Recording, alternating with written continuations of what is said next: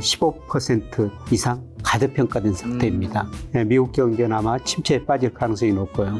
우리 주가는 그래도 상대적으로 좀 저평가 영역이 있어요. 아직이요? 예, 저는 금리 인상 사이클은 마무리됐다. 만약에 내년 상반기까지만 투자 기간을 정한다면 저는 3분기 때 당연히 주식 비중을 절대적으로 비중 올려야 된다고 생각하고 있습니다. 2년 정도 보면은 채권 투자 하셔야 된다고 생각합니다.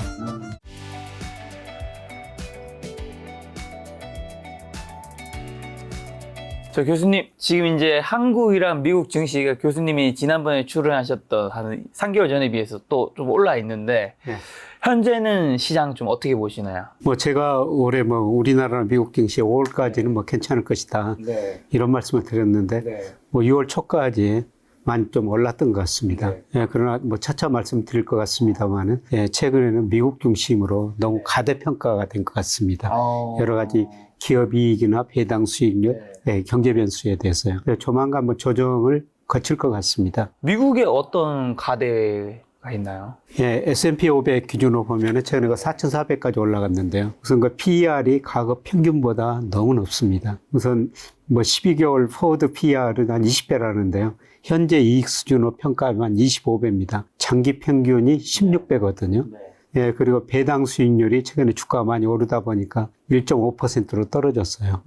이것도 장기 평균이 한 4.5% 정도 됩니다. 배당 수익률 많이 떨어졌고요. 특히 거시경제 변수, 명목 GDP, 산업 생산, 소매 판매, 고용 이런 거시경제 변수로 평가해 보면은 15% 이상 가대평가된 상태입니다. 지금 미국 주식이 이제 좀 15% 정도 가대평가되어 있다면, 그럼 한국 주식은요? 우리 주가는 그래도 상대적으로 좀 저평가 영역이 있어요. 아직이요? 그래서 대표적으로 명목 GDP 가지고 평가해 보면요. 미국 주가는 적정 수준이 한 3,530 정도 나오거든요. S&P 500이 4,400이니까 굉장히 많이 가대평가됐죠. 명목 GDP 하나로만 평가해 보면요. 근데 우리나라는 약 3,000 정도 나옵니다. 그리고 M2 유동성에 비해서도 최소한 10% 이상 우리 주가는 가대평가 영역이 있습니다. 지금 현재 이런 상황이다. 그럼 어쨌든 이제 올해 이제 상반기에 주식 시장이 언제 전반적으로 좀 많이 올랐는데, 사실 경기 침체 뉴스가 작년 하반기부터 이제 계속 나왔었고, 올해 2,000 뚫는다 고스피가 그런 얘기도 나왔었는데, 경기 침체 또 누군가는 지금 이미 왔다고 하신 분도 있었고, 어떤 분들은 이제 하반기 온다는 분도 있고, 어떤 분들은 내년에 온다 이런 분도 있고 한데, 어쨌든 증시는 계속 올라갔단 말이죠. 근데 이 경기 침체는 지금 교수님이 봤을 때는 지나간 건가요? 완 건가요? 아니면 앞으로 오는 건가요, 진짜? 미국은 앞으로 오는 거고요. 우리나라는 작년 4분기 마이너스 성장했죠. 우리나라가 좀 빨리 왔어요. 미국 경제는 1분기에 1.3%, 2분기에도 한 2% 안팎 성장할 것 같습니다. 2분기 데이터가 아직 발표가 안 됐는데요. 그런데 3분기부터 미국 GDP의 71%를 차지하는 소비가 감소하면서 미국 경제는 아마 침체에 빠질 가능성이 높고요. 우리나라는 마이너스 성장까지는 안 가지만은 올 연간 보면은 3분기, 4분기에도 0%를 약간 넘는 성장. 그러니까 엄밀한 의미에서 경기 침체죠. 마이너스 성장은 하더라도 지금 우리나라 잠재 성장 2%인데요. 계속 2% 밑에 있습니다. 쉽게 말씀드리면은 장기적으로 우리가 성장할 수 있는 게 잠재 GDP라고 그러는데요. 실제 GDP가 잠재 GDP 밑에 있거든요. 이런 의미에서 우리나라도 경기 침체인데요. 앞으로 그 정도는 하반기에는 미국이 더 심화되고 상반기에 미국이 좋았고요. 우리나라는 미국처럼 깊어지지는 않을 것 같습니다. 우리나라는 이미 경기 침체가 어느 정도 왔는 거고, 그렇습니다. 미국은 이제 하반기 오는. 이 시기가 조금 다르군요. 그렇습니다. 그럼 이제 그게 나중에 이제 미국이 만약에 하반기 온다면 증시에 영향을 주는 건가요? 아니면 이미 증시에 좀 반영이 된 걸까요? 아직 반영이 안 된 것 같습니다. 그동안 미국 주가가 많이 올랐는데요. 현재까지는 소비도 좋고 고용도 좋다. 그런데 소비가 조만간 감소할 가능성이 높아요. 소비가요? 소비는 미국 GDP의 무려 71%를 차지하고 있는데요. 제가 소비가 감소할 수 있는 요인을 몇 가지 들면 우선 미국 가계저축률이 많이 낮아졌어요. 작년 평균이 3.7%입니다. 근데 이게 어느 수준이냐면은 2007년 금융위기 직전에 3.4% 이후로 가장 낮았고요. 가계저축률이 낮다는 건 그만큼 내가 소비를 할 돈이 별로 없어졌다는 의미. 그동안 모아놓은 돈을 많이 썼다는 거겠죠. 그리고 물가보다도 임금 상승률이 상대적으로 낮아요. 그러니까 1인당 실질 가처분 소득이 있어야지 소비를 하거든요. 이게 계속 정체 상태입니다. 네. 오히려 조금 감소하고 있어요. 네, 그리고 미국이 작년 3월부터 금리를 많이 인상했는데요. 미국이 금리를 인상하면은 12개월에서 한 18개월 정도 시차를 두고 미국 사람들이 소비를 본격적으로 줄이기 시작합니다. 네. 작년 3월부터 금리를 올렸으니까 아마 금리 인상 시차 효과가 하반기부터 나타날 것 같습니다. 네. 이런 여러 요인을 고려할 때요. 네. 조만간 미국 소비가 감소할 것 같고요. 특히 소비가 감소하면 기업들이 고용을 줄일 수가 있지만 네. 이미 고용은 좀 줄어드는 조짐이 나타나고 있어요. 네. 네, 대표적으로 주간 실업수당 신규 청구 건수, 네. 신규 실업수당 청구 건수 이런 게 발표되거든요. 네. 네, 그런데 이게 작년 9월에 18만 2천 건까지 떨어졌었어요. 네. 네, 그런데 6월과 최근 건 보니까 26만 4천 건까지 많이 올라갔거든요. 근데 과거 신규 실업수당 청구 건수가 평균적으로 경기 침체 국면 초기보다도 한 11개월 선행했거든요. 그러니까 작년 11월에 실업수당 청구 건수가 저점을 쳤으니까 올 하반기 어느 시점에서는 미국 경제가 침체에 빠질 가능성이 높다는 겁니다. 지금 그런 걸 그럼 고려했을 때 지금 하반기 주식시장 한국의 미국은 좀 어떻게 전망하시나요? 지금 코스피는 좀 3천이 재평가 정도로 말씀하신 것 같고 그다음에 S&P는 지금 15% 고평가라고 하셨는데 우리 주가는 저평가됐지만 미국 주가가 떨어지면 같이 떨어질 수밖에 없습니다. 예, 단기적으로는 우리 주가도 추세에서는 네네. 좀 벗어났어요. 2로. 그러니까 장기가 이렇게 추세적으로 올라간다고 그래도 추세 2로 갔다 추세에 접근해 갔다 이렇게 하거든요. 네. 근데 단기적으로 추세 좀 올라갔고요. 저는 뭐 앞으로 2, 3개월 사이에 미국 S&P 500이 최소한 10% 이상 떨어질 거로 보고 있습니다. 그러면은 우리 주가가 지금 미리서 좀 조정을 보이고 있죠. 네. 그리고 코스피가 장중 뭐 2650까지 갔다가 네. 지금 뭐 2580 안팎에서 움직이고 있는데요. 네. 뭐 여기서 우리 주가도 앞으로 2달, 3달 사이에 네. 최소한 5% 정도는 네. 떨어질 거로 보고 있습니다. 물론 그렇게 떨어지면은 저는 4분기 내년 상반기에는 네. 뭐 다시 주가가 오르라고 보고 있기 때문에 네. 주식을 싸게 살 수 있는 기회인데 지금은 단기적으로는 특히 미국 투자 많이 하신 분들은 네. 리스크 관리를 좀 해주시는 게 좋을 것 같습니다. 지금 3분기, 4분기에 좀 이제 조정이 있을 것 같고 4분기랑 상반기 쪽에 내년 예. 다시 증시가 좀 오를 수 있는. 예, 그렇습니다. 아마 지금 이제 주식 살려고 하는 분들은 약간 지금 좀 멈춤하는 게 좋겠네요. 예, 조금 쉬시면서 뭐 여러 가지 경제 지표 보면서 네. 미국 경제가 진짜 침체에 오는지 네. 사실 작년 하반기부터 장단기 금리차가 역전돼가지고 그렇죠. 미국 경제 침체 온다. 근데 아직 그렇지는 않았거든요. 네네. 예, 그런데 뭐 이번에는 다르다 그러는데 네. 과거 보면 장단기 금리 역전되고 경기 침체가 안 온 적이 없습니다. 네. 예, 특히 2019년에도 장단기 금리차가 잠깐 역전됐었는데요. 네. 뭐 그때 이번에는 다르다. 많은 분들이 그렇게 주장을 했거든요. 네. 예, 그런데 우연히 또 코로나가 가지고 경기 침체 갔습니다만 네. 하여튼 이번에도 다르지는 않을 것 같습니다. 근데 장단기 금리차 말씀해 주시고 아까 전에 또 고용 말씀해 주셔서 네. 제가 다른 전문가분 얘기 들어보니까 과거에 장단기 금리차가 역전됐을 때는 언제나 여김없이 거의 대부분 네. 이제 경기 침체가 왔지만 그때 이제 속을 이제 들여다보면 고용이 너무 네. 안 좋았다. 실업률이 너무 높았다. 근데 네. 이번에는 다르지 않냐. 네. 이렇게 얘기를 하더라고요. 실업률이 지금은 좋지만요. 네. 앞으로 올라갈 가능성이 있어요. 뭐 실업률도 최근에 좀 올라가고 있습니다. 예, 지난 3월에 3.4%까지 떨어졌다가 5월에 3.7%까지 올라갔거든요. 네. 예, 그런데 과거 보면은 실업률과 12개월 이동 평균이에요. 네. 경기 정점에 한 3, 4개월 정도 선행을 했어요. 네. 경기 침체. 예, 침체. 예, 그런데 12개월 이동 평균 실업률은 아마 지난 4월이 저는 저점이었다고 생각하고 있습니다. 예, 그리고 미국은요, 지금은 좋지만은 미국 고용은 정말 탄력적이거든요. 소비가 줄어들면 기업 매출이 금방 줄어들고 기업들은 고용 금방 줄여버려요. 네. 미국 고용이 얼마나 탄력적이냐면요.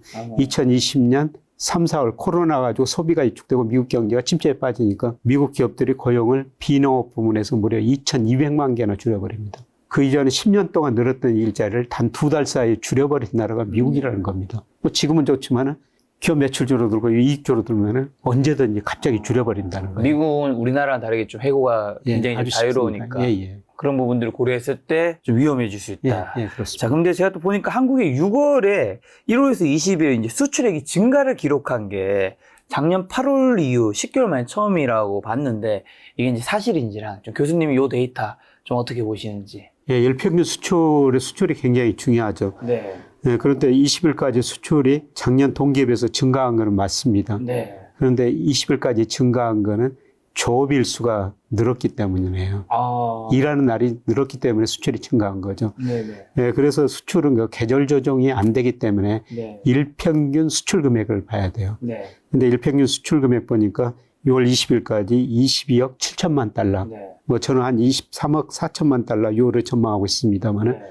23억 달러 증가하더라도 전년 동월 비해서 한 9% 정도는 감소한 겁니다. 그러니까 조업일수가 증가했기 때문에 네. 6월 수출은 20일까지는 증가하는 건 나오는데 네. 조업일수를 빼고 실제 일하는 날짜 고려하면은 네. 아마 저 수출 증가율이 6월에도 마이너스일 겁니다. 물론 수출 증가율 마이너스 폭이 축소되고 있고요. 무역수 적자도 많이 축소되고 있죠. 네네. 아마 4분기에 오면은 수출이 그 증가세로 돌아설 수가 있어요. 네, 그리고 무역 수지도 흑자로 돌아설 수가 있는데 네. 6월은 조업일수 증가 영향이 있기 때문에 그거를 좀 고려하셔야 될 것 같습니다. 근데 4분기에 그게 이제 흑자로 돌아서고 한다면 예. 어쨌든 한국은 수출을 먹고 사는 나라이기 때문에 예. 굉장히 그러면 증시에도 좋은 영향이 있지 않을까요? 그렇죠. 그래서 제가 뭐 3분기 얼마나 조정을 보일지 모르겠지만은 네네. 3분기 조정 때 주식을 사시자 이런 말씀을 계속 드리는 겁니다. 아마 4분기에는 뭐 수출이 증가하면서 우리 경제 성장률이 좀 올라갈 가능성이 높습니다. 뭐 무역 수지 흑자 나는 것도 사실 그동안 최근까지 15개월 연속 적자 났는데 흑자로 돌아선다면은 이게 상당히 큰 사건이거든요. 그렇죠. 예, 물론 무역 수지 흑자가 수출도 증가하고 수입도 증가하면서 흑자 나면 이게 확대 균형이에요. 네. 예, 그런데 아마 수입이 감소하면서 네. 흑자 나게 될 겁니다. 네. 국제 원자재 가격이 떨어지다 보니까 지금 수입이 줄어들 수밖에 없죠. 네. 예를 들어서 우리가 지금 원유를 1년에 한 10억 배럴 정도 도입하거든요. 네. 그런데 국제 유가가 10달러 떨어졌다면 수입이 1년에 100억 달러 줄어든 거죠. 그런데 유가가 작년보다 지금 20달러 이상 평균이 떨어지고 있거든요. 그러면 원유 수입에서 200억 달러를 절약할 수가 있는 거죠. 네, 그리고 우리 지금 내수, 소비 투자가 별로 안 좋으니까 수입이 줄어들고 있습니다. 네, 그래서 4분기 무역 흑자는 수출이 약간 증가세로 돌아서겠지만 기저효과 때문에요. 수입이 감소하면서 무역 수지 흑자다. 네, 그런 의미에서 무역 수지 흑자가 조금 뭐 지나치게 과대평가할 필요는 없는 것 같습니다만은 일단 그 적자에서 흑자로 돌아선다는 거는 네. 뭐 큰 사건이죠. 그것도 데이터 보니까 미국 수출이 늘고 이제 중국 수출이 떨어지고 있던데 곧 있으면 이게 이제 우리나라 제가 알고 있기로는 중국이 수출이 더 많았는데 이제 미국이 역전할 수 있는 거 데이터를 제가 본 것 같아요. 그게 맞는지도 궁금하고요. 그럼 이제 이런 데이터를 보면서 수출에서 투자 포인트라든가 뭐 수출 품목 비중에도 변화가 있는지도 좀 같이 여쭤보고 싶습니다. 그러니까 중국 수출 비중이 2011년에 26.8%였고요. 네. 예, 그 다음에 미국 수출 비중 10.1%였거든요. 엄청 작았네요. 예, 5월까지 통계해 보니까 미국 비중은 18%로 올라갔고 중국 비중은 19.7%로. 거의 비슷해졌는데요? 예, 거의 비슷해졌죠. 그래서 역전 이야기가 나오는데요. 네네. 역전되기는 쉽지 않을 겁니다. 아, 진짜 이거 예, 역전된다는 얘기 있던데. 역전되기는 쉽지 않을 거로 저는 보이는 이유는요. 네네네. 그동안 미국 사람들이 소비를 많이 해가면서 우리 상품을 수입 많이 해갔거든요. 네네. 근데 앞전 말씀드렸습니다만 하반기부터 미국 소비가 줄어들 거라는 거죠. 작년에는 중국으로 수출 안 되고 미국으로만 됐는데요, 주로. 예. 하반기에는 미국 소비자들이 소비를 줄이면서 우리 상품 덜 수입해 갈 거라는 겁니다. 예, 그래서 미국 비중은 하반기에 축소될 수 있고요. 예, 중국 비중은 그동안 축소됐는데 아마 19.7% 이게 거의 저점일 것 같습니다. 뭐 중국 경제가 지금 리오프닝 효과가 안 나타난다 그러지만은 올해 최소한 5% 이상은 성장하거든요. 작년에 3%. 아마 4분기에 가면은 중국 쪽으로는 수출은 증가세로 돌아설 것 같습니다. 그래서 지난 한 12년 동안 미국 비중은 계속 늘어나고 중국 비중은 축소됐는데요. 아마 올 하반기부터 내년까지는 다른 모습이 나타날 것 같습니다. 특히 뭐 여러 전망치 보면요. 미국 경제 성장률이 작년에 2.1, 올해 1.1 안팎, 내년에 0.8 보고 있습니다. 미국 경제가 내년에 더 나빠진다는 거죠. 예, 그런데 중국 경제는 뭐 올해도 5%, 6% 사이, 내년에도 5% 이상 성장한다 거라는 겁니다. 그래서 지난 한 12년 동안 미국, 중국 수출 비중이 미국으로 늘어나고 중국 비중 줄어들었는데 아마 올 하반기 내년에는 좀 다른 모습이 나타날 것 같습니다. 그럼 여기서 우리가 좀 투자 포인트로 삼아야 되는 건 좀 어떤 게 있을까요? 이제 중국 시장이 좀 살아나니까 중국에 수출되는 품목들을 좀 더 눈여겨봐야 될까요? 중국으로 우리가 수출하는 게 주로 자본재예요. 그래서 자본재에서 뭐 주로 그 석유화학 같은 제품 이런 것들이 그 중간재 이런 것들이 많이 수출됐는데 네. 뭐 특별히 이게 뭐 주시장에 영향을 미치지는 않을 것 같습니다. 그런데 우리가 중국으로 그동안 뭐 화장품 같은 최종 소비재 일부 그 수출해가지고 중국 경제가 고성장할 때는 그런 것들이 수출이 잘 됐었거든요.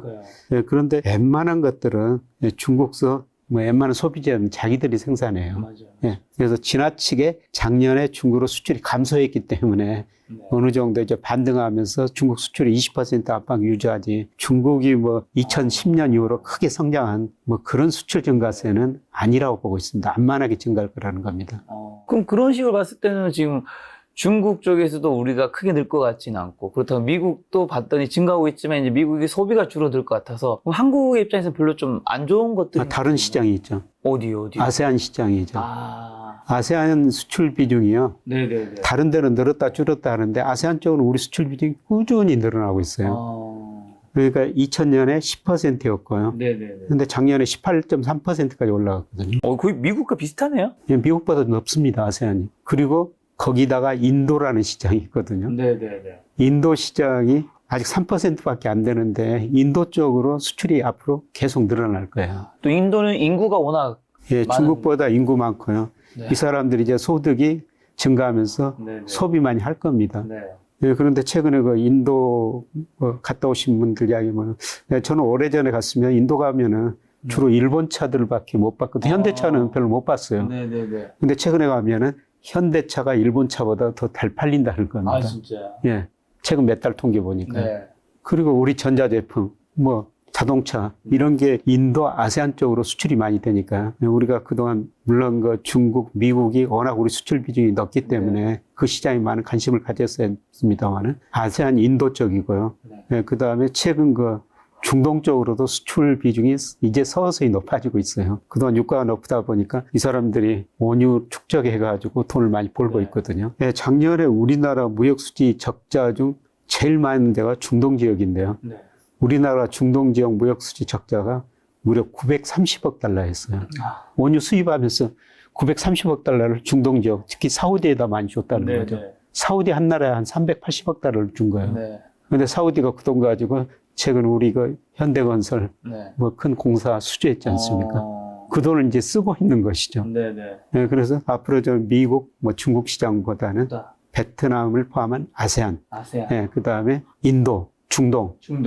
이런 지역으로 우리 수출이 꾸준히 늘어날 가능성이 높습니다. 그러면 여기에서 지금 많이 팔리고 있는 품목들을 우리가 조금 잘 찾아보는 게 투자 포인트로는 좀 될 수 있겠네요. 그러게 뭐 최종 소비재, 뭐 자동차, 가전제품 이런 것들이죠. 지금 자동차 말씀해 주셔서 그러면 이제 우리나라 대형주 현대랑 뭐 기아가 있는 자동차 섹터는 좀 어떻게 보시나요, 앞으로? 자동차가 지금까지는 수출이 잘 됐죠. 작년에 우리나라 수출 중에서 반도체 비중이 급감했는데요.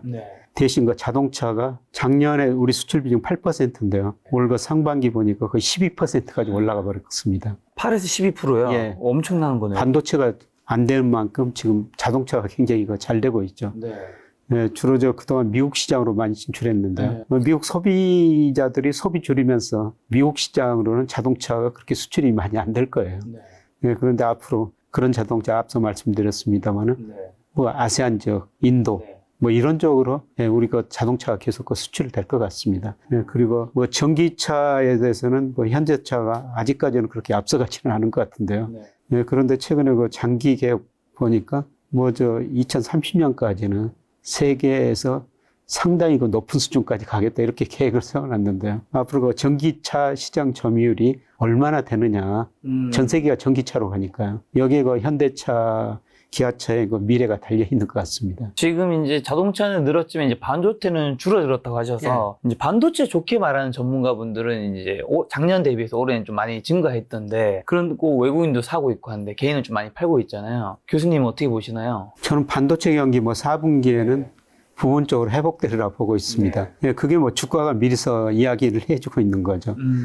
제가 삼성전자 주가하고 우리나라가 선행지수 순환 변동치가 앞으로 경기를 예고해 주는 거거든요. 삼성전자 주가가 오르면은 선행지수 순환 변동치가 올라갔고요. 그 다음에 시차를 두고 경기도 회복됐었습니다. 그래서 저는 뭐 주시장이 상당히 똑똑하다고 보는데요. 올해 우리 그 코스피 업종별 수익을 보면은 수익률이 제일 높은 게 전기전자고요. 그 다음에 운수장비. 쉽게 말씀드려서 삼성전자, LG전자 이런 거 전기전자 업종이 제일 많이 올랐고요. 네. 그 다음에 자동차 업종이 많이 올랐다는 겁니다. 네. 이런 것들은 경기 관련주거든요. 예, 주가가 앞으로 경기 회복을 미리서 반영하고 있었다는 겁니다. 네. 이 주가가 뭐 틀리지 않으리라 보고 있고요. 저는 조만간 선행주 순환변동치가 저점을 치고 선행주 순환변동이 올라가면 시차를 두고 경기가 회복됩니다. 네, 그래서 빠르면 4분기, 늦어도 내년 상반기에는 뭐 빠른 회복은 아니지만은 지금 주가가 기대하는 것처럼 네, 경기도 부분적으로 회복되리라 보고 있습니다.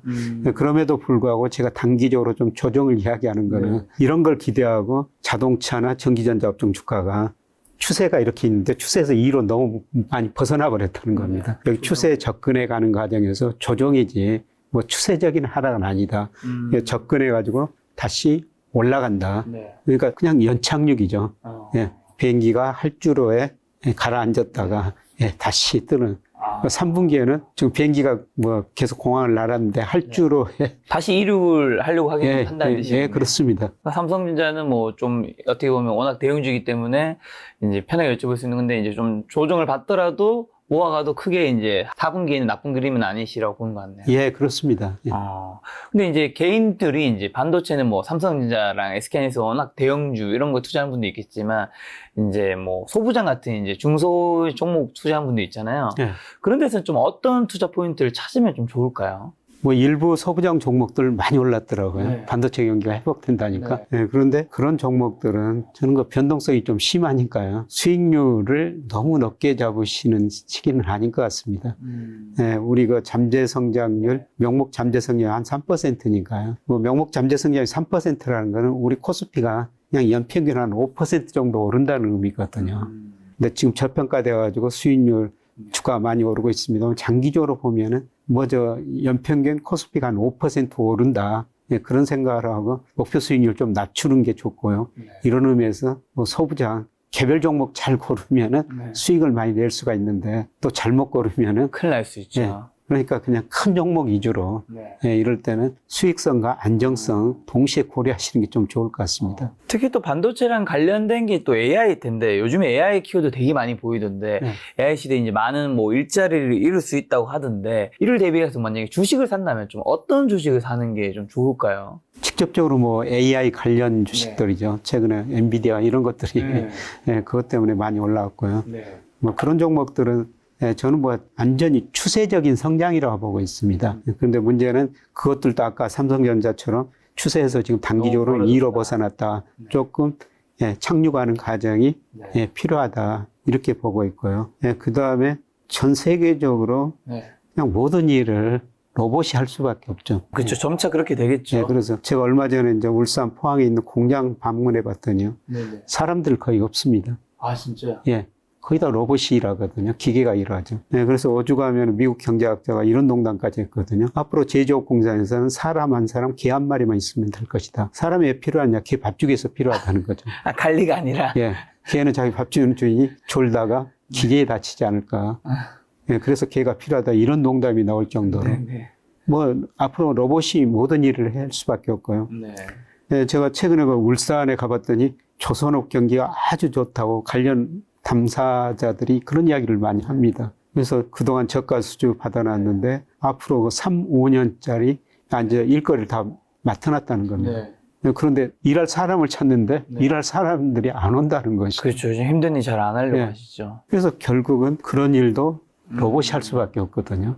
네, 그리고 테슬라 같은 데서 자동차를 만드는데 지금 네, 상당부를 로봇이 만들 겁니다. 근데 테슬라 회장도 로봇 산업에 굉장히 신경을 쓰고 있거든요. 앞으로 그 자동차를 만드는데 핵심 분야 사람의 손이 들어가야 하는데요. 네, 그것까지 로봇이 앞으로 해줄 거라 이런 걸 기대하고 로봇을 육성하고 있다는 겁니다. 그래서 뭐 AI, 로봇 네, 이런 거는 뭐 지속적으로 성장 산업인 것 같습니다. 예, 최근에 이런 것들도 너무 많이 올랐어요. 예, 제가 연초에 그 로봇주를 한번 이런 기대를 가지고 하나 사놨는데요. 뭐 엄청 올랐다가 최근에 좀 떨어지고 있는데 네, 이것도 추세에서 너무 벗어나가지고 추세에 접근하는 과정인데요. 네, 예, 결국은 성장 추세에 따라가리라고 보고 있습니다. AI나 그럼 로봇 같은 경우 만약에 이제 워낙 앞으로 이게 주가가 뭐 어느 정도 오를지 몰라도 어쨌든 가는 시대인 건 확실하잖아요. 예, 추세는 그럼 맞죠. 이제 투자한다면 한국 쪽이나 미국 쪽 어느 쪽에 좀 투자를 한 게 낫나요? 로봇은요, 일본이 좀 앞서가고 있고요. 예, 그 다음에 우리가 제조업에서 로봇을 제일 많이 사용하는 나라는 사실 우리나라예요. 예, 우리나라가 그렇게 제조업에서 로봇을 많이 사용하고 네네. 있습니다. 예, 그래서 뭐 미국보다는 로봇에 있어서는 일본이나 우리 기업에 투자하시는 게 네네. 좋을 것 같습니다. AI는 미국을 말씀하실 거네요. 예, 그렇습니다. 예. 그럼 이제 미국의 테크주 이제 대표적인 게 뭐 애플, 구글, MS, 메타, 아마존, 엔비디아, 테슬라 같은 것들이 있는데 혹시 이거는 뭐 워낙 세계적인 종목이니까요. 교수님께서 좀 이 중에서 괜찮게 보는 회사는 어디 정도가 있을까요? 그 말씀하신 뭐 기업들은 전부 세계적 기업이니까 좋죠. 네. 예, 그런데 제가 보기에는 미국 주가가 지나치게 지금 가대평가됐다 앞서 누차 말씀을 드렸습니다만 네. 주가 지수가 떨어질 때는 아무리 그 좋은 종목도 네. 같이 떨어지거든요. 네. 세계에서 제일 좋은 종목 중에 하나가 마이크로소프트라는 회사죠. 그렇죠. 예, 그게 그 지난 20년 동안 보면은 시가총액 상위 10위에 어떤 기업이 있다 빠졌다 그러는데요. 그 마이크로소프트라는 회사는 계속 그 유지를 했더라고요. 네네. 그런데 마이크로소프트라는 회사가 2000년 IT 거품 붕괴되고요. 제자리 돌아오는 데는 딱 10년이 걸렸습니다. 그러니까 아무리 좋은 회사도 네. 거품이 발생하고 붕괴될 때는 네. 장기적으로 조정을 보인다는 거죠. 네. 네, 그런데 제가 뭐 미국 명목 GDP나 뭐 기업 수익률 그다음에 뭐 배당 수 이런 거 평가하면은 미국 주가가 2000년 IT 거품 때보다도 그때보다도 거품 정도가 좀 더 심각하거든요. 지금요? 예. IT 거품 때보다도요? 예, 그렇습니다. 전체적으로 S&P 500 가지고 평가해 보면. 네네. 예. 그래서 이런 의미에서 보면은 그 좋은 기업도 네네. 뭐 최근에 많이 올랐습니다만은 네. 앞으로 과연 계속 오를 것인가. 예, 미국 주가 지수 조정하고 더불어 가지고 예, 저는 좀 미국 주가는 앞으로 5년 동안 뭐 큰 박스권이라고 보고 있어요. 추세적인 상승보다는. 예, 그리고 중요한 거는 달러 가치가 앞으로 5년 동안 하락할 가능성이 높다는 겁니다. 뭐 여러 가지 이유가 있습니다. 미국의 대내 불균형이 너무 심화됐고요. 미국 정부 부채가 많고 대외 부채가 너무 많거든요. 그리고 가장 중요한 거는 미국 경제가 세계 GDP에서 차지하는 비중이 앞으로 5년 동안 하락할 거라는 겁니다. 그거는 제 전망이 아니고요. IMF 전망이에요. IMF가 최근에 2023년에서 28년까지 네. 세계 전망을 해놨는데요. 네. 세계 GDP에서 미국 비중이 2028년까지 계속 축소라고 보고 있거든요. 축소한다고 보는 근거나 데이터는 뭐 어떤 거라고 말씀을 IMF에서 한 건가요? 뭐 구체적으로 2028년까지는 그 수치만 제시해놨지 네. 따로 전망은 안 해놨습니다. 예, 그런데 아마 소비가 감소하면서 예, 미국 지금 가계가 너무 부채가 많으니까요. 네. 그런 측면에서 그렇게 했지 않느냐 생각하는데 근데 미국 비중 축소는 곧 달러 가치 하락입니다. 네. 근데 달러 가치가 하락할 때는 선진국 주가 중에서는 미국보다는 일본, 독일 주가가 상대적으로 더 많이 올랐고요. 예, 그 다음에 우리 주가가 미국 주가보다는 상대적으로 더 많이 올랐었습니다. 달러 가치가 하락할 때는요. 네. 저는 앞으로 5년은 네. 국가별로 비중을 여러 날 투자해야 되는데 미국 비중은 좀 줄이고. 축소. 예, 선진국에서는 일본, 독일, 예, 그 다음에 이머징 마켓에서는 우리나라, 뭐 이런 나라 같은 투자 비중 오히려 좀 늘렸으면 좋을 것 같고요. 예, 그리고 올해 보면요. 사실 뭐 IMF, OECD가 최근 전망해 놨습니다만은 경제 성장을 낮춘 나라가 우리나라, 일본, 독일이에요. 방금 세 나라인데요? 예. 근데 이런 나라 주가가 올해 제일 많이 오르고 있거든요. 네. 현재 제조업 경기는 나쁘지만은 앞으로 제조업 경기가 회복될 거라는 거, 주가가 이야기하는 거는. 뭐 미국은 제조업보다는 서비스업 중심이에요. 네네. 지금까지는 미국 거 서비스업 경기가 좋았기 때문에 미국 경기가 상대적으로 좋은데 요새 올해 보면은 미국 주가보다는 상대적으로 제조업하라는 독일, 그 다음에 일본, 우리나라, 대만. 네. 대만 주가도 많이 올랐어요. 이런 네 나라하고 공통적인 나라가 제조업 중심 국가라는 겁니다. 제조업이 어렵지만 앞으로 회복될 것이다. 이게 그 지금 주가가 이야기해주고 있는 겁니다. 근데 누군가는 이제 미국 증시가 앞으로 5년 동안 안 좋은데 한국은 미국의 영향 그렇게 많이 받는데 과연 한국 증시가 좋을 수 있냐고 뭐 여쭤볼 수 있잖아요, 사실. 방향은 거의 같은데요. 네. 상대적인 수익률이라는 겁니다. 그래서 떨어질 때는 미국 주가가 더 많이 떨어지고 우리가 덜 떨어지고 네. 그다음에 올라갈 때는 미국 주가보다 우리 주가가 훨씬 더 많이 올라갈 거라는 겁니다. 그리고 앞서 말씀드렸습니다마는 미국 수출 비중이 18%, 아세안 비중보다 더 낮다는 겁니다. 네. 앞으로 이 차이가 더 벌어질 거예요. 미국으로는 비중이 내년에 줄어들고 아세안 비중은 늘어날 거거든요. 아세안 비중이 그렇게 늘어나는 거는 한국이 점차 선진국이 되고 있고 뭐 K-팝이든 이런 것들이 영향이 큰 건가 아니면 다른 것들이 영향이 좀 있을까요? 아세안 국가들이 대부분 자동차 생산 못 하거든요. 네네. 그 다음에 TV, 냉장고 거의 생산하는 나라가 별로 없어요. 네. 이 사람들이 이제 소득이 증가하면서 자동차도 사고 냉장고도 TV도 더 좋은 곳으로 계속 바꿔갈 텐데 그게 뭐 중국 것도 되지만은 우리나라 것일 거라는 겁니다. 자, 그러면 지금 같은 장에서는 앞으로 아마 지금 조정을 좀 겪은 이후에 이제 3분기 때가 지금이 아니라 3분기 때 조정 겪었을 때가 동시에 뭔가 주식을 사기 좋은 것 같다고 이제 교수님 말씀해 주셨는데 그때는 좀 어떤 주식을 좀 모아가야 될까요? 쉽게 말씀드려 경기 관련주입니다. 경기 관련주. 예, 제가 작년에는 뭐 여기 나와가지고 저기 KT 같은 주식 한번 사보십시오. 예, 주가가 하락하고 경기 수축 국면에서는 경기 둔감한 종목이 주가도 덜 떨어지고 그런 것들이 높은 배당을 주니까 배당 투자하십시오. 그런 의미에서 KT 주식을 사라고 말씀드렸는데요. 근데 올해는 제가 KT는 이야기하지 않고 삼성전자 주식을 계속 이야기하는 거거든요. 예, 경기가 회복될 거라는 겁니다. 예. 그런데 아까 올해 코스피 중에서 제일 많이 오른 업종이 전기전자 업종, 운수장비 업종. 예, 이런 것들이 경기 관련주거든요. 4분기 내년 가서는 경기 회복 조짐이 빠른 속도는 아니지만 나타날 거라는 겁니다. 그래서 이런 것들이 조정 거치고 다시 올라갈 거라는 거죠. 물론 거기에 2차 전지는 당연히 포함이 됩니다. 예. 2차 전지요? 예. 사실 2차 전지가 올해 1분기 뭐 한 4월까지도 엄청 오르다가 4, 5월에 엄청 폭락하고 또 지금 6월에 보니까 또 어느 정도 이제 반등을 했더라고요. 앞으로 좀 어떻게 보시나요, 이거? 뭐 중기적으로 계속 성장 산업이죠. 예, 세계 그 자동차 중에서 그 전기차 침투율이 중국은 최근에 한 20%를 넘어섰는데요. 세계 평균은 10% 정도밖에 안 되거든요. 이제 10%를 간 넘어섰습니다. 앞으로 90%가 남아있다는 거죠. 그래서 자동차, 전기차, 그 다음에 2차 전지는 뭐 꾸준히 성장 산업이라는 겁니다. 이러한 의미에서 저는 뭐 6월, 8월에 주가 지수가 조정을 보일 때 같이 이런 업종도 조정을 보이라고 생각합니다. 예, 이때 뭐 2차 전지, 아까 말씀드린 전기전자, 예, 그다음에 운수장비. 예, 운수장비, 새 업종 주식 뭐 사시는 게 좋아 보입니다. 예. 그럼 2차 전지에서는 또 사실 뭐 셀도 있고 뭐 양극재도 있고 뭐 되게 기타 있잖아요. 어떤 쪽이 좀 더 포커스를 그냥 둬야 될까요? 소재를 집중적으로 생산하는 기업들. 최근에 저 에코프로 같은 게 정말 많이 올랐다가 좀 조정 거치다. 이거는 뭐 최근에도 별로 떨어지지 않고 계속 많이 다시 올랐더라고요. 뭐 이런 거나 그런 2차 전지 자체를 생산하는 기업보다 그 소재를 생산하는 기업들 뭐 양극재, 음극재 이런 식으로 여러 가지 이야기하고 있습니다만 그런 업종의 주가가 더 탄력적이라고 보고 있고요. 그런데 뭐 저 같은 경우는 사실 그런 종목 투자하는 것보다 저는 뭐 거시경제 흐름을 보고 주가 지수 올랐다 떨어졌다 거기다 비중을 조정하자라니까요. 그냥 2차 전지 ETF를 삽니다. 2차 전지 ETF요? 예. 한국에 있는. 예, 그렇습니다. 예.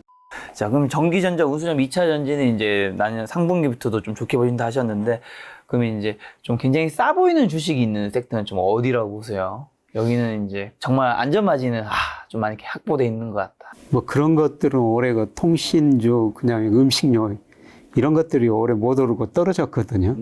이런 업종에서 뭐 몇 종목은 그냥 안전마진이라고 떨어지지도 않고 많이는 오르지도 않을 텐데 은행이자 이상으로는 수익을 낼 수 있을 것 같고요. 그 다음에 아까 그 조선업종을 말씀드렸습니다만 뭐 울산에 가면서 그 관련 업종 종사자들 이야기 들어보니까 앞으로 3년, 5년은 굉장히 좋다는 겁니다.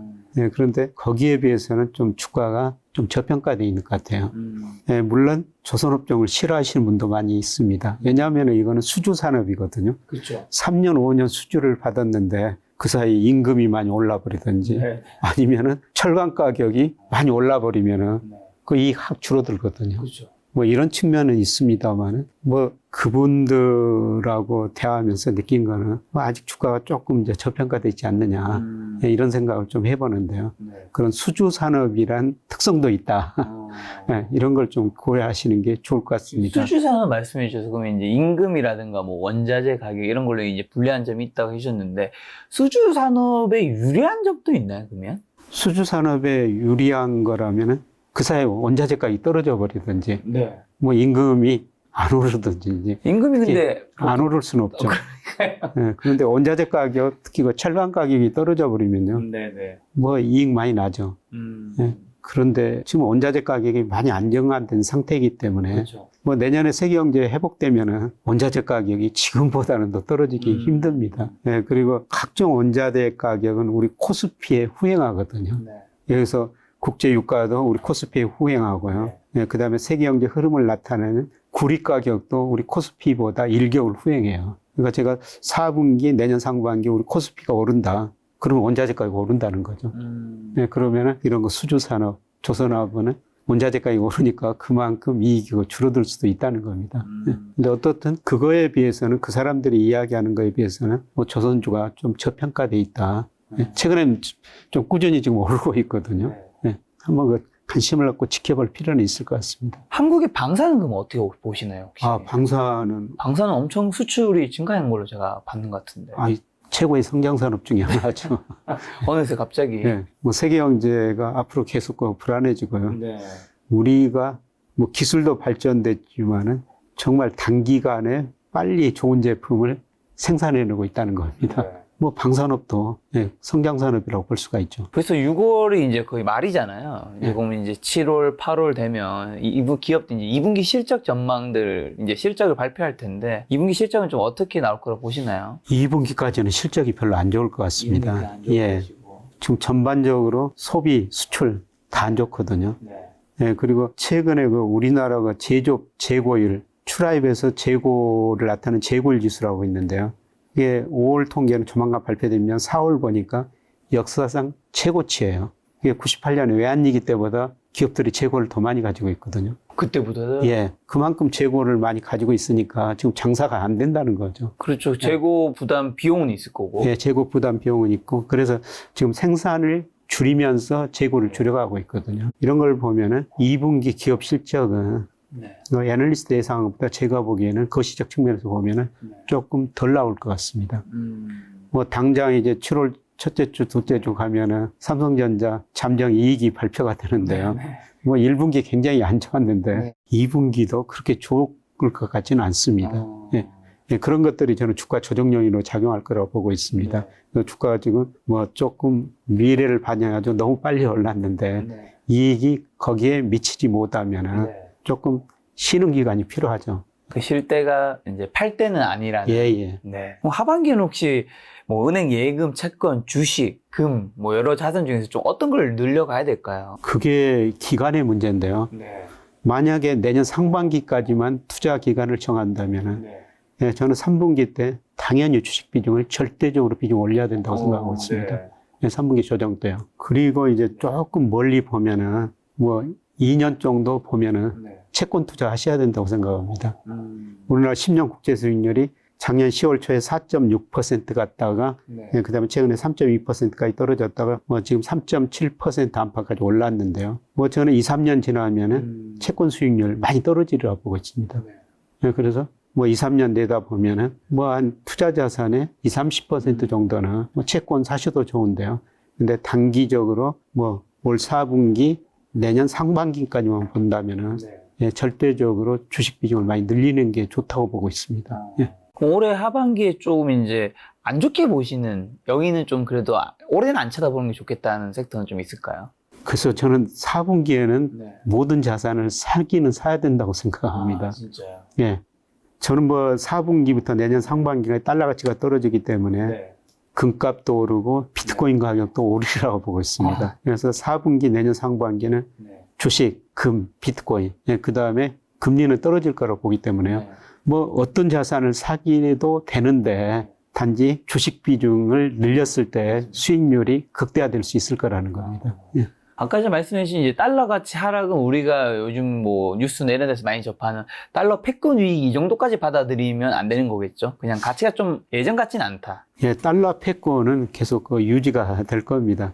예, 그런데 상대적으로 달러의 위치가 축소된다는 겁니다. 예, 그동안 뭐 달러만 가지고 있으면은 모든 거를 뭐 외국에서 상품도 수입하고 뭐 금융자산도 살 수가 있었거든요. 네, 그런데 요새 그 미국이 달러를 무기화하고 있거든요. 그래서 북한, 이란 달러 못 사용했죠. 그다음에 작년에 러시아 우크라이나 침공하면서 러시아한테도 달러 못 사용하겠습니다. 네.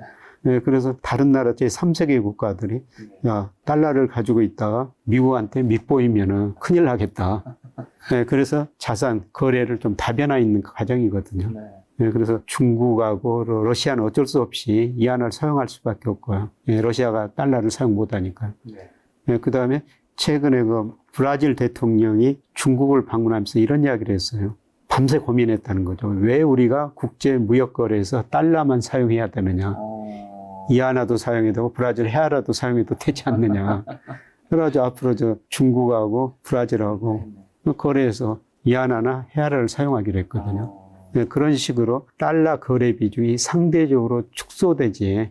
달러 그 패권 이거는 뭐 계속 유지될 수가밖에 없습니다. 지금 그럼 원 달러율이 지금 제가 뭐 어저께 보니까 한 1,300원 뭐 10원 정도 있던데 이 원 달러 환율도 좀 떨어진다고 보시겠네요? 뭐 장기적으로는 하락이라고 보고 있고요. 뭐 달러 가치가 작년 10월에 달러 지수가 114에서 최근에 102 안팎으로 떨어졌습니다만은 뭐 장기적으로 앞으로도 20%더 최소한 뭐 2, 3년 보면 또 떨어질 수가 있다고 보는데요. 근데 아주 단기적으로 보면은 저는 6월, 8월에 미국 주가가 급락하면서 글로벌 금융시장이 상당히 불안해지리라고 보고 있습니다. 불안하면은 아직도 달러가 기축통화거든요. 달러 가치가 잠깐 반등하리라고 보고 있어요. 이사에 우리 오는 달러 환율도 일시적으로 올라버릴 수가 있죠. 그래서 아주 단기적으로는 환율은 더 오른다. 예, 그런데 뭐 올 4분기 내년 뭐 보면은 예, 우리 원달러 환율은 원화가치 오르는데 환율이 좀 떨어질 거라는 겁니다. 그럼 교수님이 미국 주식시장 전망이랑 달러를 같이 보면 진짜 미국 주식은 사면 안 되겠네요. 왜냐하면 주가도 떨어지는데 이제 달러 가치도 이제 장기적으로 떨어지면 피해가 양쪽에서 같이 나면 되게 클 수 있는 거겠네요. 뭐 사면 안 된다는 건 아니고 국가별 비중을 조절할 때 미국 비중은 많이 낮추시는 게 좋을 것 같다는 겁니다. 네, 그런데 우리나라의 연기금 이거 투자하는 거 보면 주로 미국 주식을 많이 투자하거든요. 근데 MSCI 뭐 비중 중에서 미국 비중이 거의 60% 정도 될 거예요. 연기금은 그 비중에 맞춰야 됩니다. 근데 제가 거기 가서 뭐 강의하고 권유하는 거는 탄력적으로 좀 운영해 달라는 겁니다. 비중 그 상하가 있거든요. 거기에서 미국 비중 줄일 만큼 줄이고, 예, 그거를 차라리 일본 주식을 사든지 독일 주식을 사든지 우리 주식 비중, 뭐 아시아 주식 비중을 상대적으로 늘리는 게 좋다. 예. 근데 미국 주식 어쩔 수 없이 할 수밖에 없는 상황인데요. 예, 그렇더라도 좀 줄일 좋은 것 같고요. 예.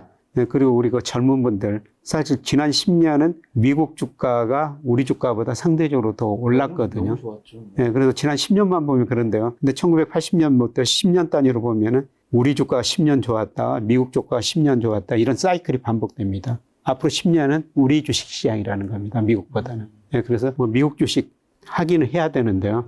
예, 비중을 과거보다 좀 줄이시는 게 좋을 것 같다, 이런 말씀드립니다. 미국 얘기가 나서 이제 중요한 이제 뉴스만 한번 교수님한테 여쭤보려고 하는데, 지난 6월 이제 FOMC 회의가 이제 이미 지나갔는데, 혹시 거기서 이제 교수님이 파월의 뭐 멘트, 금리 인상, 금리 동결에서 보셨던 좀 중요한 내용 같은 거 하나 정도 있을까요?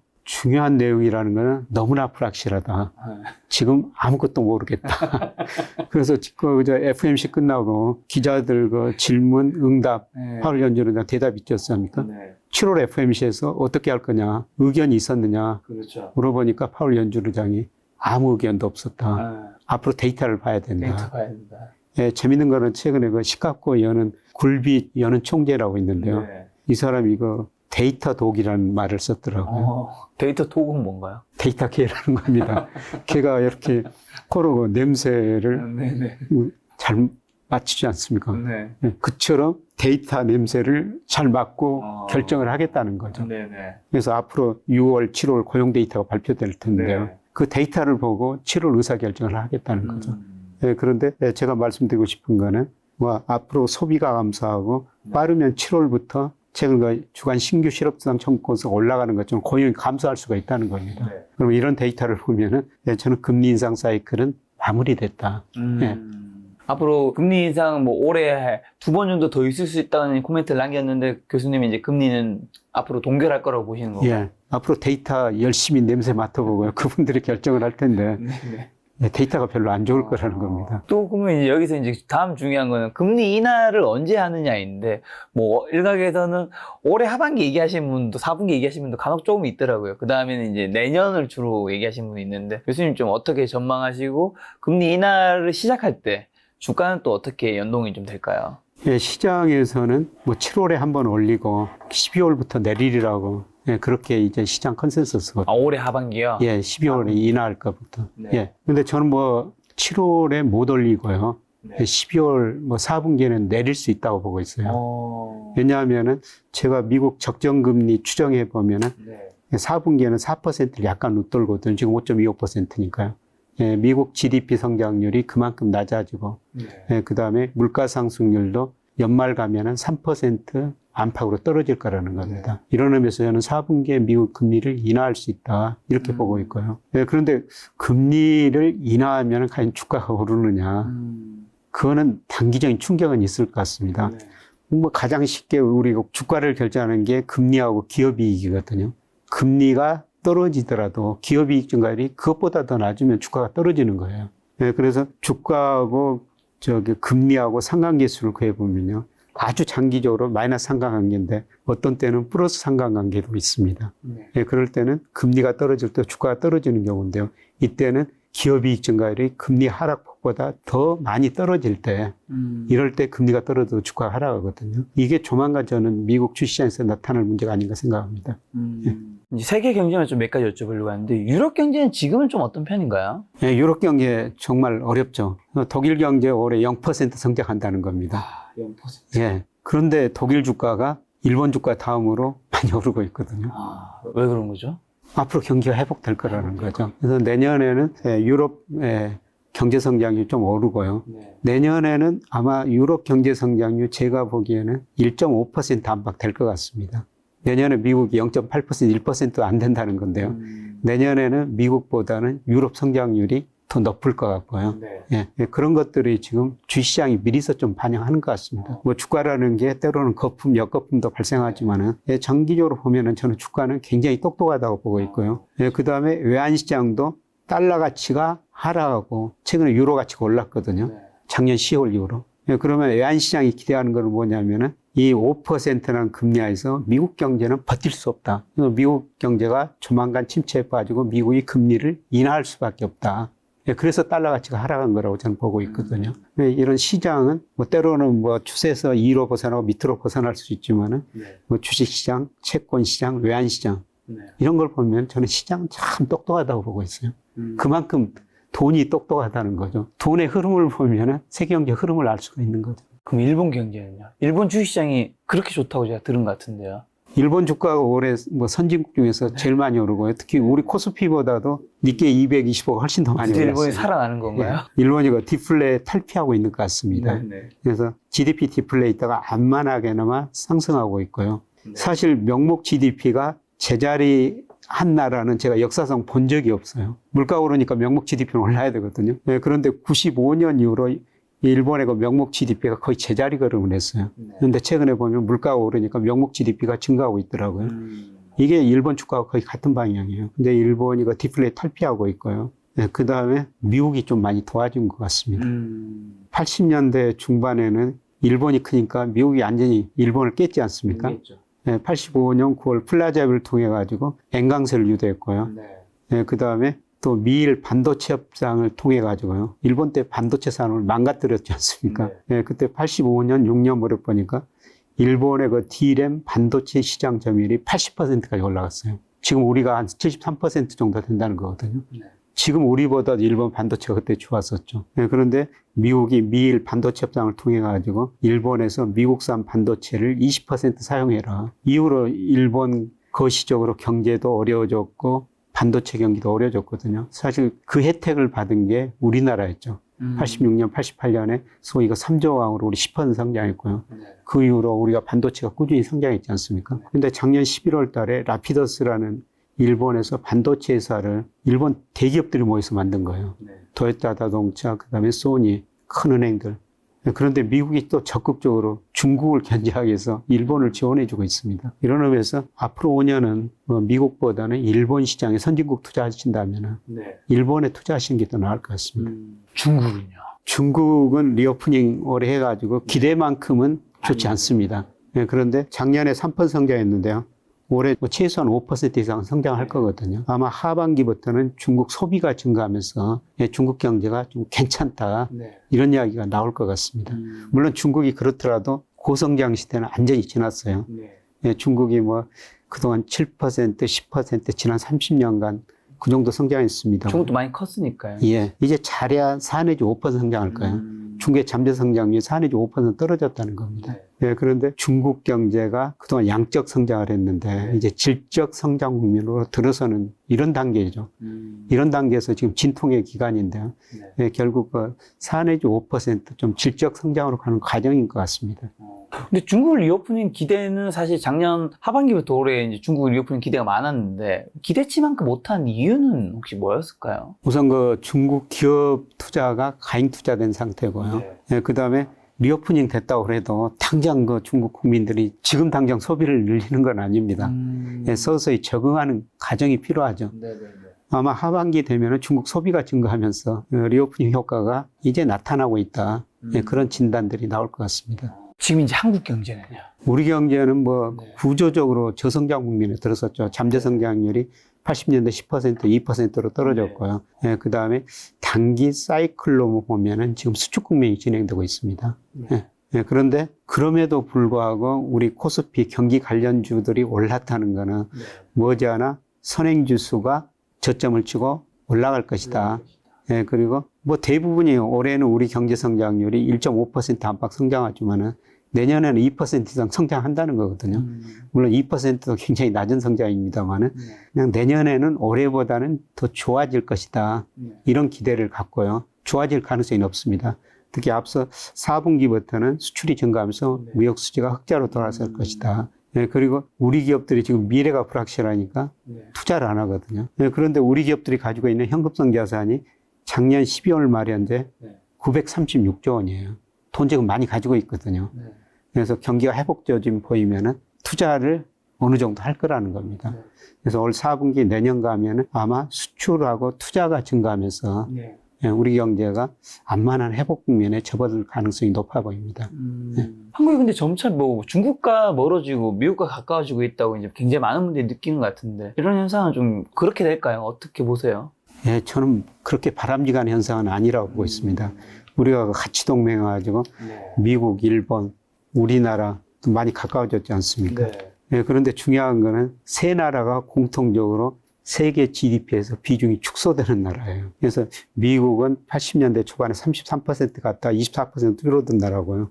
그 다음에 일본은 94년에 세계 GDP에 차지하는 비중이 18%였는데 지금 4% 줄어들고 우리나라도 2%에서 지금 1.7%로 줄어든 나라거든요. 세 나라가 공통적으로 세계 평균 성장률보다 낮게 성장하면서 비중이 축소되는 나라라는 겁니다. 비중이 늘어난 나라가 중국, 아세안, 인도 같은 나라예요. 이런 나라들하고도 실리외교, 가치외교보다는 실리외교가 더 중요한 시점이 아닌가 생각됩니다. 아무래도 좀 성장하는 국가랑 예, 성장하는 국가랑 경제적으로는 좀 가까이 지내야 된다는 겁니다. 주식에서 그러면 마지막 질문으로 올해 하반기 좀 투자 포인트나 눈여겨볼 변수만 한번 찝어주신다면? 예, 저는 단기적으로는 미국 지표 보면은 고용 통계를 봐야 된다는 거죠. 예, 주간으로 발표하는 실업수당 청구 건수, 그 다음에 매월 첫째 주 금요일에 발표하는 미국 고용 통계, 이런 걸 보면서 미국 주식 투자는 결정하시는 게 좋을 것 같고요. 그 다음에 우리 주가는 매월 말에 발표하는 산업활동 동향, 특히 거기서 선행지수, 순환변동치, 이게 경기를 미리 예고하는 지표고요. 그 다음에 우리나라 수출 의존도가 높기 때문에 매월 1일 날 발표하는 수출입 통계, 이게 꼭 관심을 가지셔야 될 것 같습니다. 그런데 어떻든 이런 거로 보면은 아마 3분기에는 주가가 조정이다. 그다음에 3분기 후반, 4분기 가서는 다시 상승할 가능성이 높기 때문에 제 예상대로 3분기 조정이 올지 안 올지는 좀 지켜봐야 되겠습니다만은 온다면은 저는 주식을 싸게 살 수 있는 기회가 된다. 이렇게 보고 있습니다.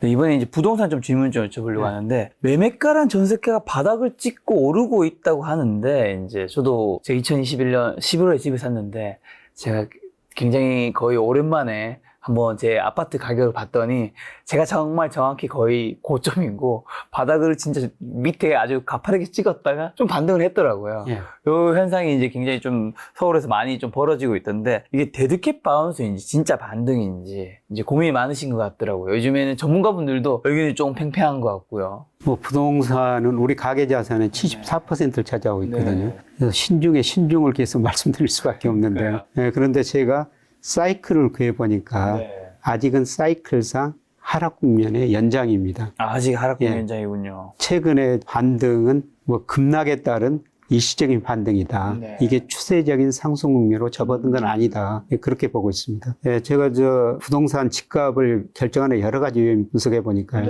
주가도 있고, 그 다음에 은행 대출금리, 예, 그 다음에 대출액, 주택담보대출액이죠. 그 다음에 경기, 이런 것들이 예, 집값에 영향을 미치는데요. 근데 초기에는 주가나 금리가 영향을 많이 미쳐요. 최근 주가도 오르고 금리도 떨어졌죠. 예, 그런데 조금 더 지나면 대출액, 그 다음에 경기가 가장 중요한 영향을 미칩니다. 예, 그런데 제가 앞서 우리 경기가 뭐 조금 회복된다고 말씀을 드렸지만은 집값을 상승을 지금 초래할 만큼 예, 그렇게 빨리 경기 회복은 아닙니다. 예, 그리고 중요한 거는 아직도 집값이 좀 가대평가 영역에 있는 것 같습니다. 진짜요? 예, 이거는 기준에 따라 다른데요. 예, 그런데 한국은행이 금융 안정 보고서라는 거를 1년에 2번 발행하거든요. 예, 그거를 작성해가지고 국회에 보낸 건데요.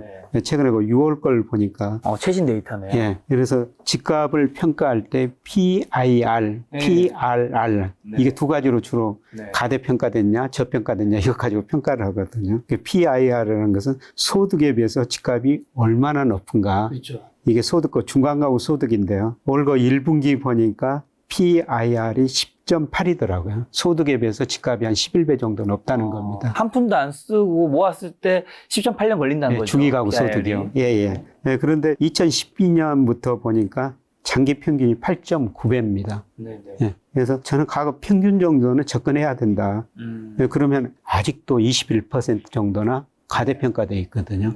예, 그 다음에 한국은행에서 PRR이라는 게 발표하는데요. 이거는 연간 임대료에 비해서 주택가격이 얼마나 비싼가. 이게 서울 보니까 1분기 34.4예요. 근데 장기 평균이 28.2거든요. 이거로 보더라도 지금도 한 22% 정도 1분기 기준으로 가대평가되어 있다는 겁니다.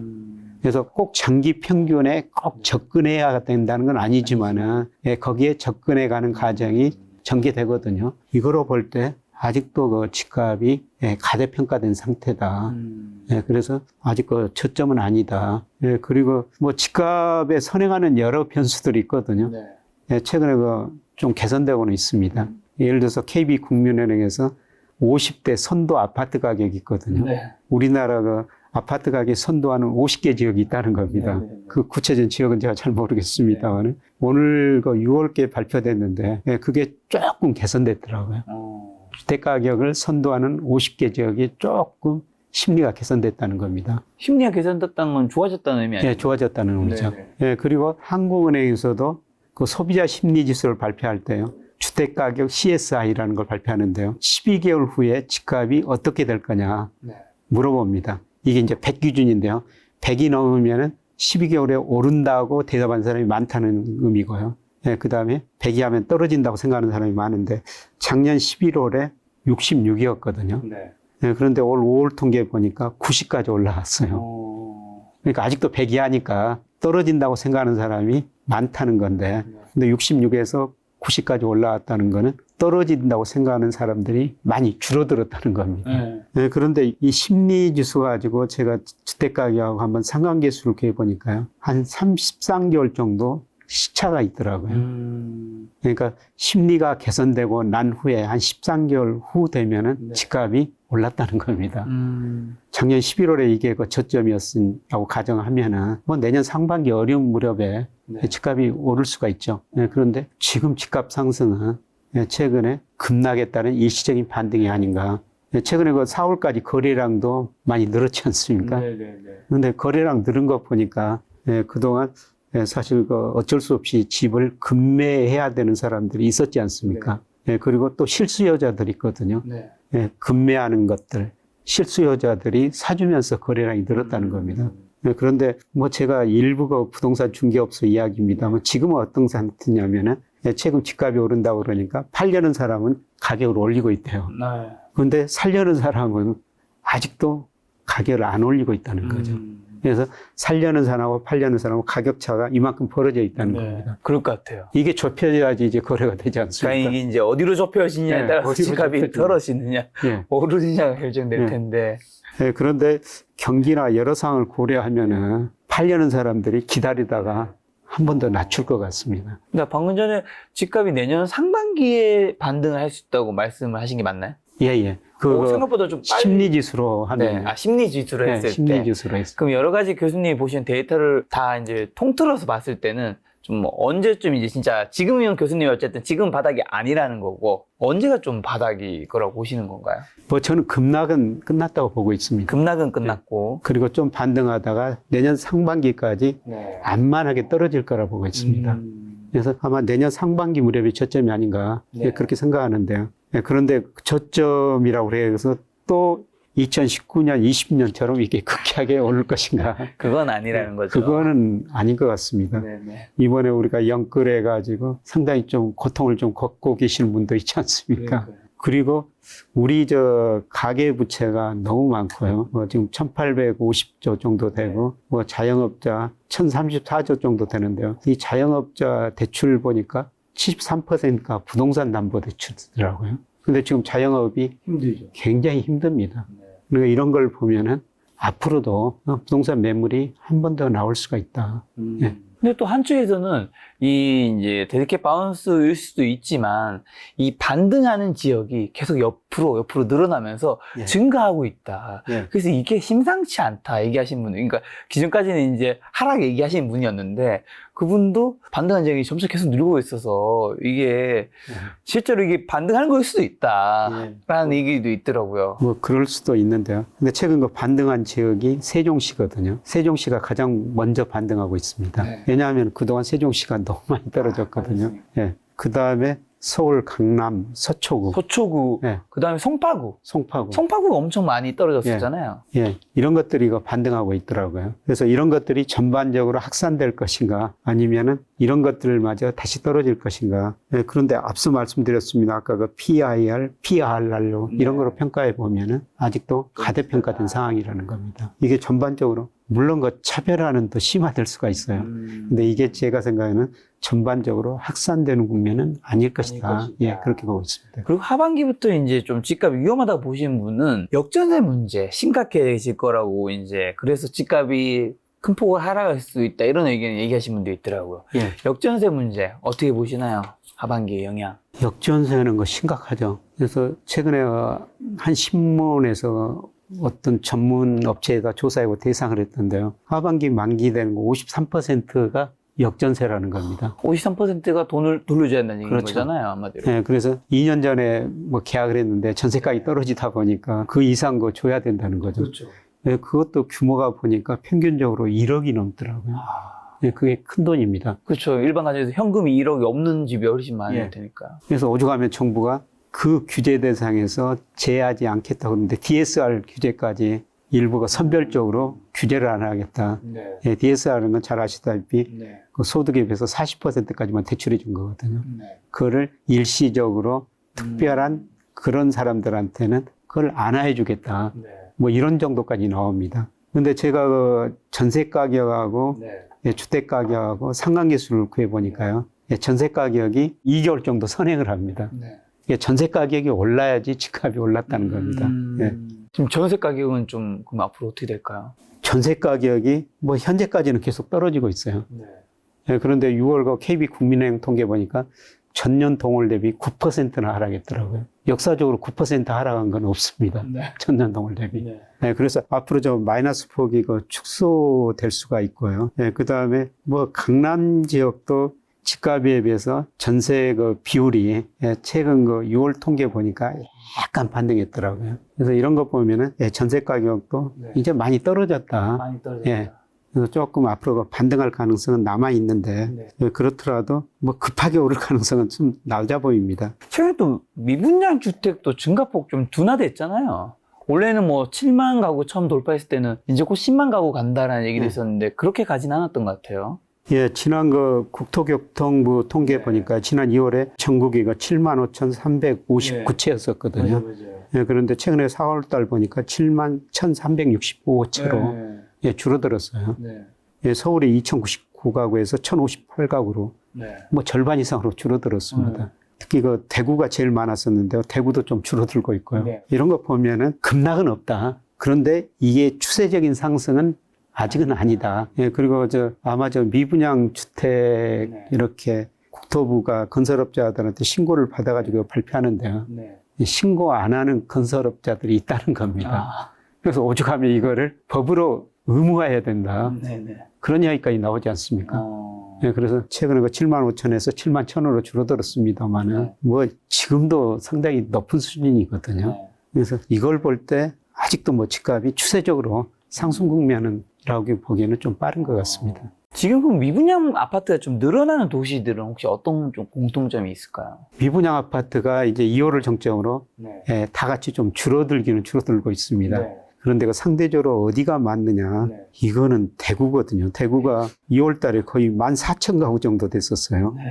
예, 그런데 4월 보니까 13,000가구로 조금 줄어들기 시작했습니다. 대구가 이런 것 때문에 집값이 사실 제일 빨리 떨어졌고 대도시 중에서는 또 제일 많이 하락률이 크거든요. 그래서 대구 같은 데는 미분양이 이렇게 심각하고요.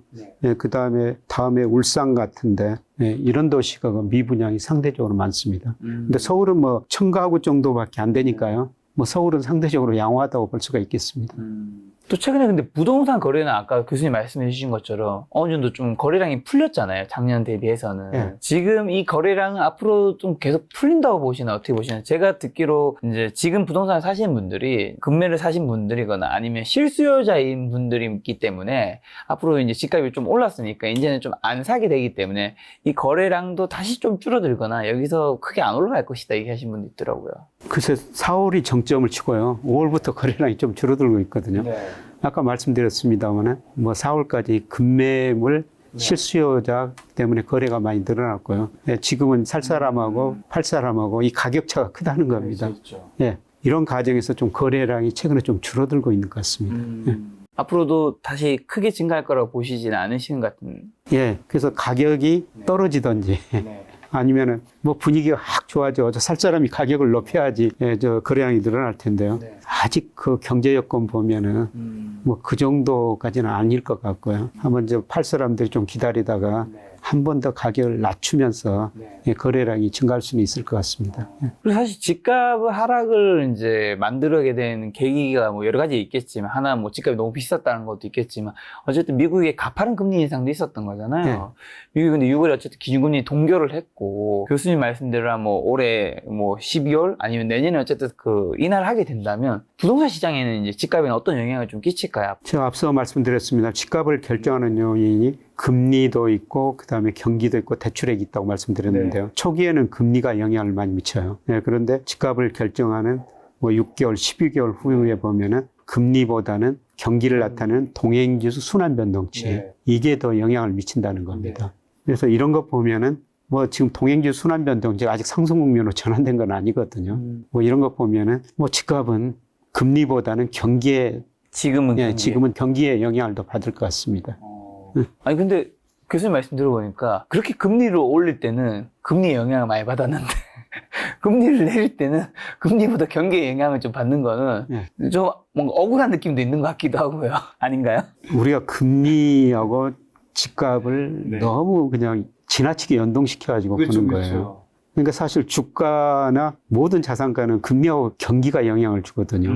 그래서 아까 미국 주가 금리가 떨어져도 기업이익 증가율이 더 낮아지면 주가 떨어질 수 있다고 그렇게 말씀을 드렸는데요. 모든 자산가격이 마찬가지예요. 예, 금리도 때로는 중요하지만은 예, 경기도 때로는 중요한 국민이 있다는 겁니다. 근데 지금은 뭐 금리는 저는 하락 국면으로 전환됐다고 보는데요. 금리가 하락한다는 건 결국 경기가 안 좋아진다는 겁니다. 그럼 만약에 이제 교수님이 내년 뭐 상반기 이제 반등 이제 바닥 정도 얘기해 주셨는데 그게 아니라 좀 더 하락이 이어진다면 그 집값 하락을 좀 부추기는 위험한 신호는 좀 어떤 것들이 있으면 그렇게 될까요? 요새 일부에서 금융위기 온다. 뭐 그렇게 주장하시는 분들이 있지 않습니까? 그런 금융 시스템에 문제가 발생하면은 뭐 또 한 번 폭락이죠. 그렇죠, 그렇죠. 그런데 저는 그런 금융 시스템 위기까지는 아닌 것 같다. 지금 뭐 우리 금융회사 보면은 뭐 비은행 금융회사 좀 어렵거든요. 지금 연체율 많이 올라가고 있어요. 그런데 은행의 경우는 금융이면 거의 다 은행이 중심이 하지 않습니까? 우리나라 대은행은 아직도 제가 보기에는 상당히 건전한 것 같습니다.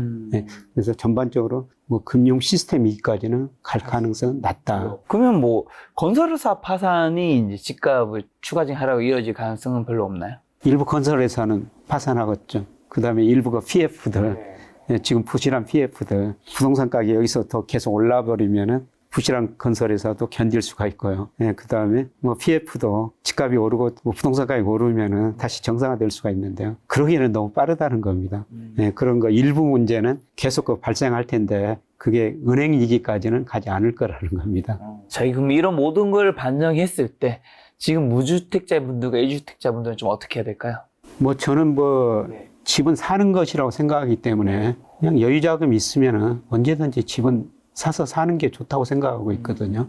뭐 사이클을 우리가 정확히 맞출 수도 없으니까요. 맞추면 좋겠지만 어렵죠. 근데 지금 뭐 투자 목적으로 집을 사는 시기는 아니다. 특히 그 돈을 빌려가지고 사는 시기는 아니다. 그리고 뭐 사실 뭐 저희 제자들도 이제 직장 들고 결혼하고 뭐 집이 있어야 되지 않습니까? 그게 물어보는데 조금 내년 상반기까지는 좀 여유를 갖고 한번 기다려보자. 아직까지 급할 필요는 없다. 이렇게 좀 기다려보자 이런 조언을 하고 있습니다만 사실 이거는 잘 누구도 모르는 일이죠. 1주택자분들은 뭐 지금 이 상황에서는 뭐 기다리는 게 더 나은 거겠죠, 당연히. 1주택자는 그냥 사는 것이니까 그냥 사는 집으로 가지고 있어야 되죠. 근데 뭐 투자 목적으로 집을 산다 그런 시기는 아직은 아니라는 겁니다. 그럼 뭐 갈아타기로 상급지로 가는 건 어떻게 보시나요? 그거는 뭐 바람직하죠. 그런 거는 뭐 상급 지역에서 앞으로 차별화는 또 심화될 테니까 뭐 이럴 때 부동산 경기가 안 좋을 때 뭐 더 좋은 지역 이런 거로 옮기는 거는 바람직스러워 보입니다. 그럼 이제 투자 수요인 결국 이제 다주택자분들이 움직여야 집값 반등이라든 뭐 이런 게 일어날 수 있을 텐데 다주택자는 좀 언제쯤 움직일 수 있다고 보시나요? 그거는 제가 잘 모르겠는데 근데 추세로 보면은 뭐 그분들 돈이 어디로 가느냐 돈이라는 게 눈이 있어 똑똑하니까 그런데 뭐 거시경제 여건으로 보면은 지금 그런 돈들이 주택시장으로 들어가기에는 너무 빠르다. 부동산으로 들어가기에는. 그렇죠. 오히려 그 주식시장으로 먼저 들어올 것 같습니다. 그래서 주식시장이 먼저 들어와줘. 주가가 상당히 오른 후에 뭐 그 다음에 부동산 시장으로 돈이 들어가지. 뭐 지금은 뭐 그쪽으로 돈이 많이 들어가질 것 같지는 않습니다. 그럼 교수님께서 내년 상반기에 뭐 바닥을 얘기해 주셔서 내년에 갔을 때 진짜 만약에 바닥 근처에 왔을 때 이게 지금이 바닥이라는 걸 좀 알 수 있는 그때 판단할 수 있는 지표 같은 건 좀 있을까요? 뭐 거래량을 봐야 되겠죠. 거래량이 이제 올라가는 거겠죠. 거래량이 이제 추세적으로 지금 거래량이 올랐다가 다시 떨어지고 있는데요. 뭐 거래량이 올라가고 경기가 좋아진다는 신호가 많이 나야 되겠죠. 거래량이 올라가고 경기가 좋아지고 뭔가 가격도 좀 올라가야 되는 거겠죠? 그렇죠. 뭐 거래량이 증가하고 경기가 좋아지면 당연히 이제 가격도 올라가게 되죠. 그래서 세계에서 주관으로 우리 집값을 발표하는 나라가 없거든요. 아, 진짜요? 없습니다. 근데 우리나라는 주관으로 집값을 발표하지 않습니까? 그래서 우리나라는 다른 어떤 나라보다도 뭐 주관으로 집값이 발표하기 때문에 뭐 그런 데이터를 보면서 조금 뭐 집값 추세를 보시는 게 좋을 것 같습니다. 자, 교수님 오늘 이제 돈이 어디로 가는가가 굉장히 중요하다. 요 이야기를 좀 많이 해주셨는데 그러면 지금 돈은 좀 어디로 가고 있는지 요도 여쭤보고 싶고요. 그 다음에 어디로 가는지 우리가 알려면 어떤 걸 봐야 할까요? 개인분들이. 한국은행에서 매월 그 통화 동향을 발표하거든요. 거기 보면 이제 돈이 어디로 옮겨가는지 알 수가 있어요. 그런데 작년에는 이제 은행 금리가 5% 줬기 때문에 가계 돈이 은행으로 많이 몰려갔거든요. 그런데 5% 금리가 지금 3.5% 조만간 한 2% 후반으로 진입하게 될 거예요. 그러니까 은행으로 이제 돈이 덜 들어가고요. 그러면 그 돈들이 어디로 가느냐. 단기 부동자금이라고 그러는데요. 특히 MMF로 최근에 좀 들어왔었어요. MMF가 작년에 150조까지 떨어졌었는데, 뭐 최근에 180조 안팎, 한때 200조까지 간 적도 있었어요.